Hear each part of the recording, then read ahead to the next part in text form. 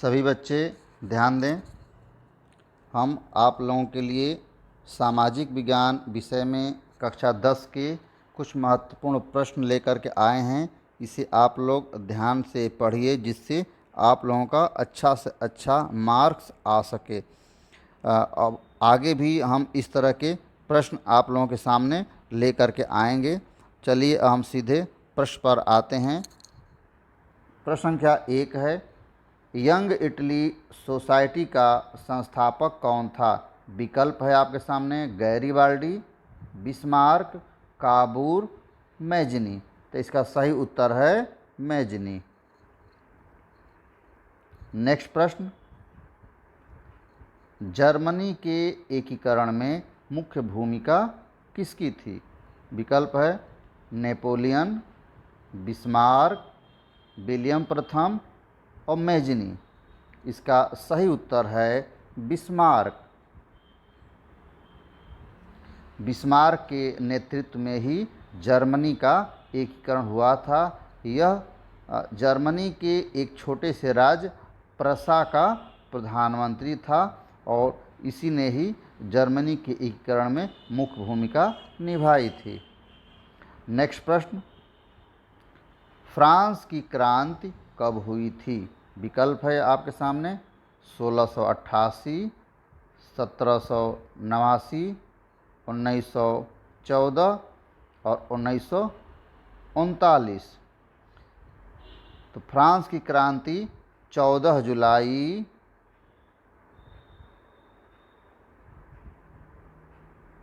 1789 ईस्वी को हुआ था। तो इसका सही विकल्प होगा 1789 ईस्वी। 1789 ईस्वी में ही बास्तील का पतन हुआ था।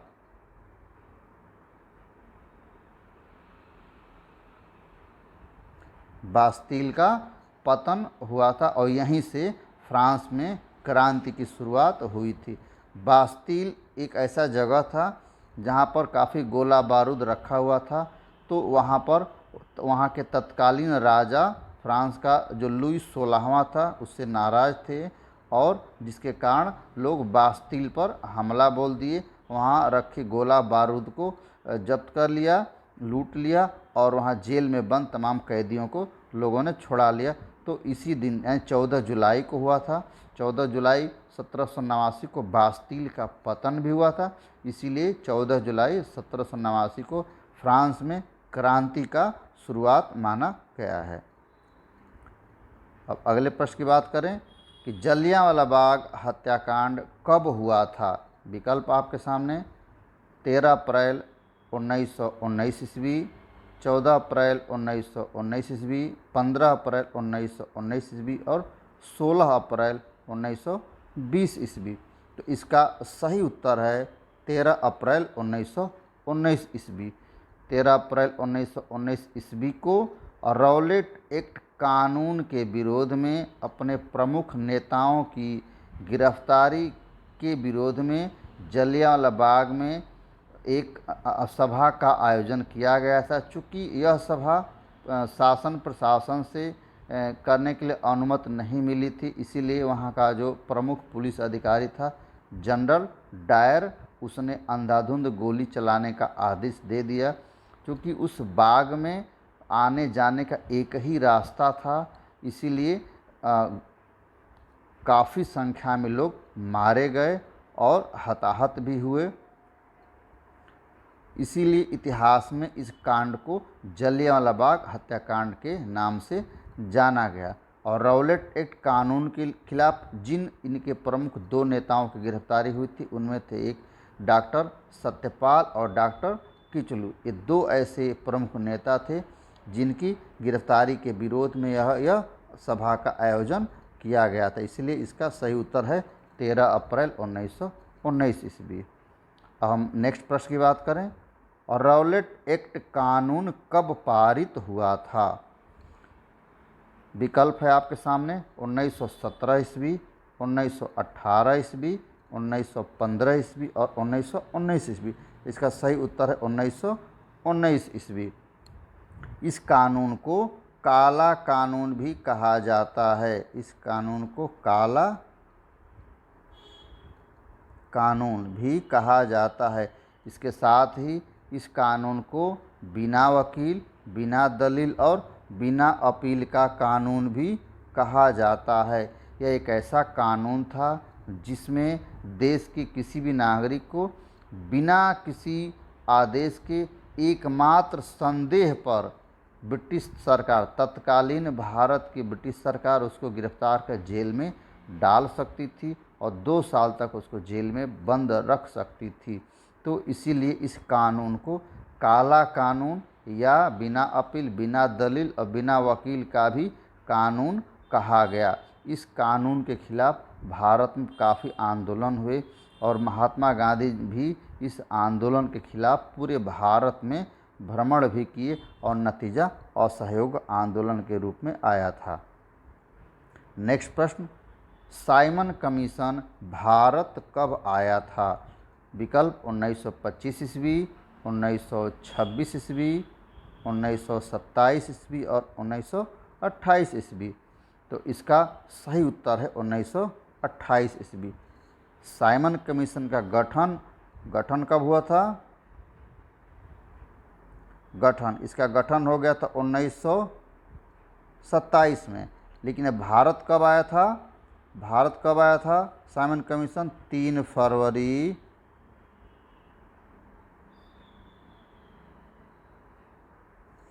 1928 ईस्वी को।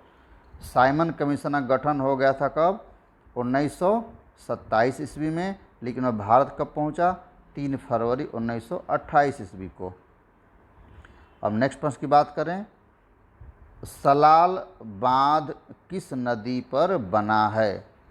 विकल्प आपके सामने, चिनाब नदी, झेलम नदी, सिंधु नदी और सतलज नदी। तो इसका सही उत्तर है चिनाब नदी। आगे बढ़ने से पहले आप सभी लोगों से एक रिक्वेस्ट है कि आप इस वीडियो को लाइक करें, इसको शेयर करें और सब्सक्राइब करें और अपने दोस्तों और मित्रों को भी इसको शेयर करें, जिससे कि आप सभी लोगों को अधिक से अधिक लाभ मिल सकें। और बेल आइकन जो है उसको दबाएं और सब्सक्राइब कर लें, जिससे कि जब भी वीडियो बनाएं तो सबसे पहले आपके पास वीडियो यह पहुंच सके। अब हम अगले प्रश्न पर आते हैं। भारत का सबसे ऊंचा बांध कौन सा है? आपके सामने विकल्प है, भाखड़ा नांगल बांध, रिहंद बांध, सलाल बांध, हीराकुंड बांध। इसमें जो विकल्प दिए गए हैं, इन 4 विकल्पों में से सही उत्तर है भाखड़ा नांगल बांध। इसकी ऊंचाई है 226.5। जबकि भारत का अगर इस विकल्प में से टिहरी बांध होता, टिहरी बांध जो कि उत्तराखंड में पड़ता है, इसकी ऊंचाई, टिहरी बांध की ऊंचाई है 260.5। तो चूँकि इस विकल्प में टिहरी बांध नहीं दिया है, तो इस दिए गए विकल्पों में से सही उत्तर है भाखड़ा नांगल बांध। चलिए हम अगले प्रश्न पर आते हैं। निम्नलिखित में कौन शासन का अंग नहीं है? विकल्प है, कार्यपालिका, न्यायपालिका, विधायिका और नगरपालिका। तो नगरपालिका इसका सही उत्तर होगा, नगरपालिका। यानी नगरपालिका जो है शासन का अंग नहीं है। शासन का अंग कौन कौन से अंग है? कार्यपालिका, न्यायपालिका और विधायिका। कार्यपालिका ये क्या होता है? मंत्रिपरिषद। कार्यपालिका को हम क्या बोलते हैं? मंत्रिपरिषद।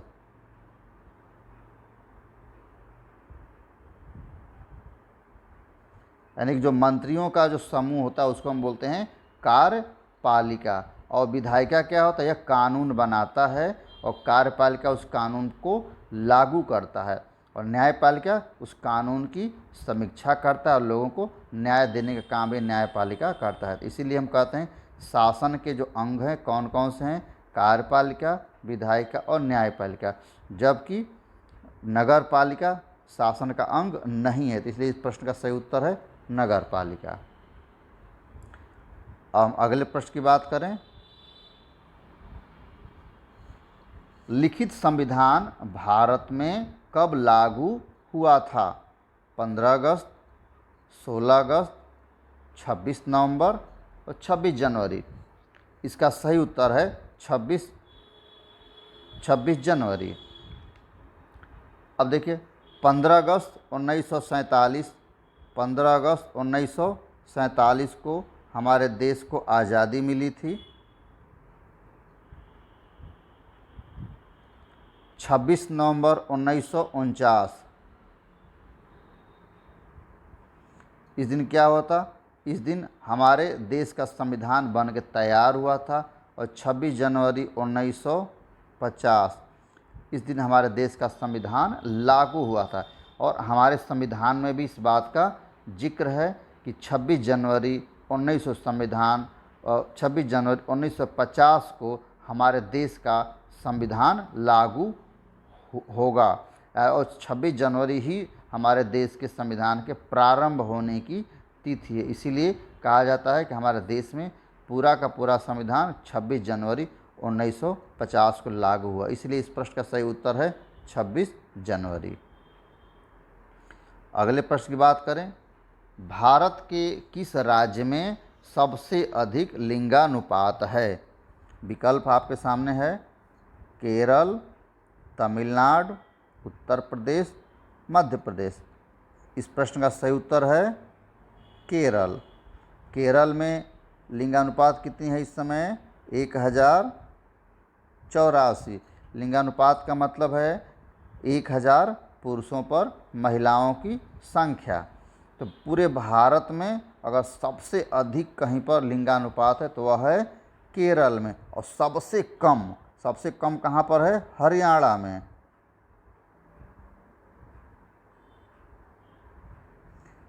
सबसे कम कहाँ? हरियाणा में। हरियाणा में कितना है? 877। तो सबसे अधिक लिंगानुपात केरल में और सबसे कम लिंगानुपात कहाँ पर है? हरियाणा में। हम अगले प्रश्न पर अब आते हैं। सेवा क्षेत्र निम्नलिखित में किसमें सम्मिलित है? प्राथमिक क्षेत्र, द्वितीयक क्षेत्र, तृतीयक क्षेत्र, इनमें से कोई नहीं। तो इसका सही विकल्प है तृतीयक क्षेत्र। नेक्स्ट प्रश्न। कौन सा क्षेत्रक सबसे अधिक रोजगार देता है? प्राथमिक क्षेत्रक, द्वितीयक क्षेत्रक, तृतीयक क्षेत्रक, इनमें से कोई नहीं।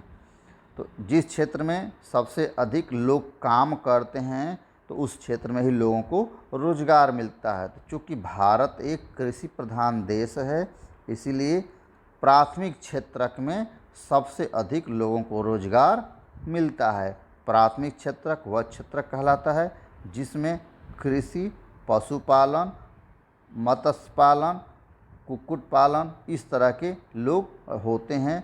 तो इस क्षेत्र में लोगों को सबसे अधिक काम मिलता है, सबसे अधिक रोजगार मिलता है। इसीलिए इस क्षेत्र को सबसे अधिक रोजगार देने वाला क्षेत्र कहा जाता है। इसीलिए इस प्रश्न का सही उत्तर है प्राथमिक क्षेत्र। नेक्स्ट प्रश्न। औसत आय किसे कहा जाता है? विकल्प है आपके सामने राष्ट्रीय आय, कुल आय, प्रति व्यक्ति आय, उपरोक्त सभी। तो इस प्रश्न का सही उत्तर है प्रति व्यक्ति आय। अगला प्रश्न। विश्व का सबसे बड़ा लोकतांत्रिक देश कौन है?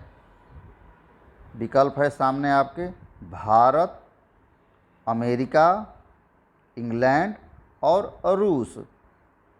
तो इसका सही उत्तर है भारत। भारत विश्व का सबसे बड़ा लोकतांत्रिक देश है।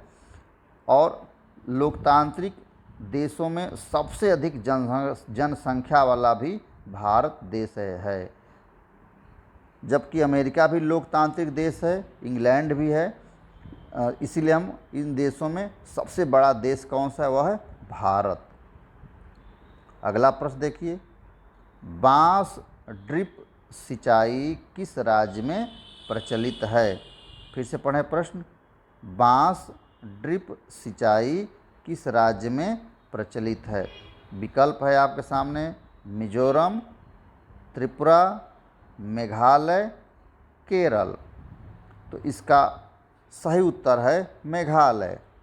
मेघालय एक ऐसा राज्य है जहाँ पर, जो पहाड़ी राज्य है, जहाँ पर झरनों से जो पानी गिरता है उसको बांस के माध्यम से सीढ़ी नुमा खेतों तक पहुँचाई जाती है, और उस बांस में कुछ ऐसे छिद्र होते हैं जिसके द्वारा खेतों तक पानी बूंद बूंद करके पहुँचता है और फसल का उत्पादन होता है।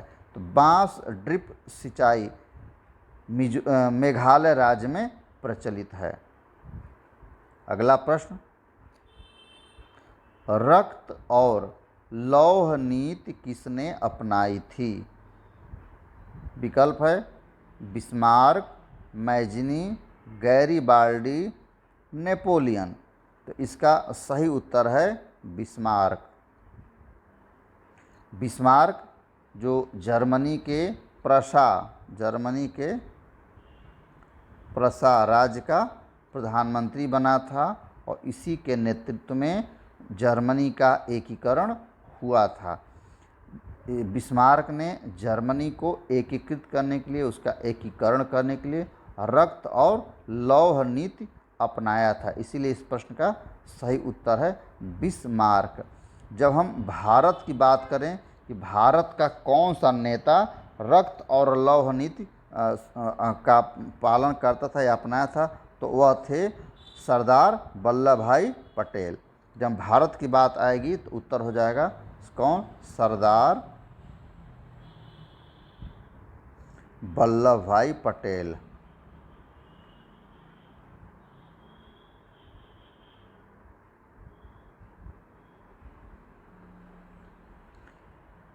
चलिए अब नेक्स्ट प्रश्न की बात करें। करो या मरो का नारा किसने दिया था?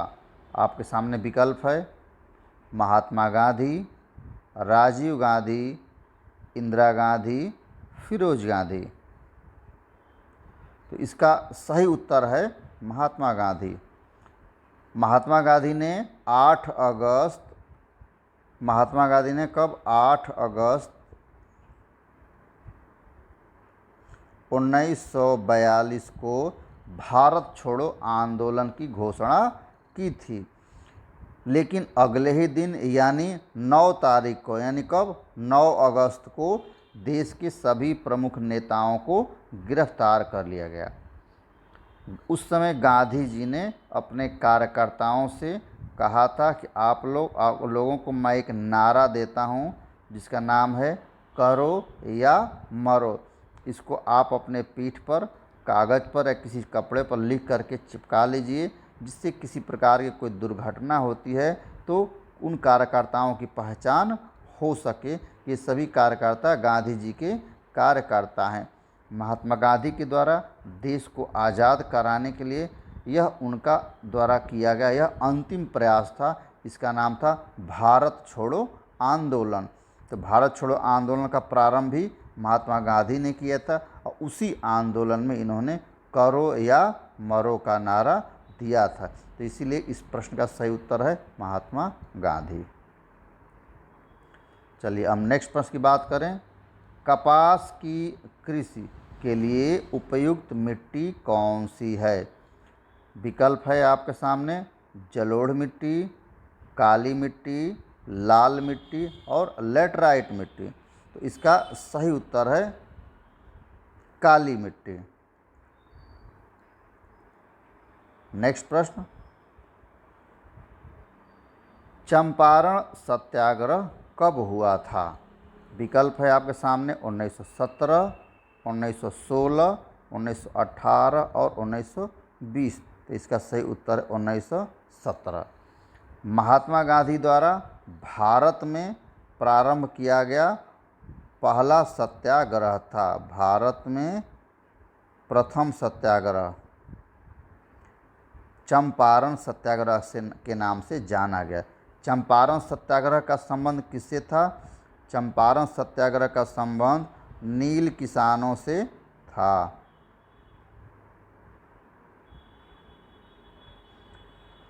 और इस नील किसान के खिलाफ महात्मा गांधी ने बिहार के चंपारण जिले में इस सत्याग्रह को किया था। इस सत्याग्रह में गांधी जी को सफलता प्राप्त हुई और अंग्रेज़ों को अंततः नील की खेती बंद करनी पड़ी। गांधी जी के इस सफल प्रयास से प्रसन्न होकर के रविंद्रनाथ टैगोर ने इनको महात्मा की उपाधि दिया था। कि सत्याग्रह से चंपारण सत्याग्रह, महात्मा गांधी के चंपारण सत्याग्रह के सफल आयोजन से प्रभावित होकर के रविंद्रनाथ टैगोर ने महात्मा गांधी को महात्मा की उपाधि दिया था। तब से गांधी जी महात्मा के नाम से इतिहास में जाने गए। एक बार फिर से ध्यान दें, यह वीडियो को आप लोग लाइक करें, सब्सक्राइब करें और अपने दोस्तों को भी शेयर करें, जिससे कि हमको इससे प्रेरणा भी मिलती रहे और हम आगे फिर से आपको नए वीडियो जारी बना करके देते रहें। धन्यवाद।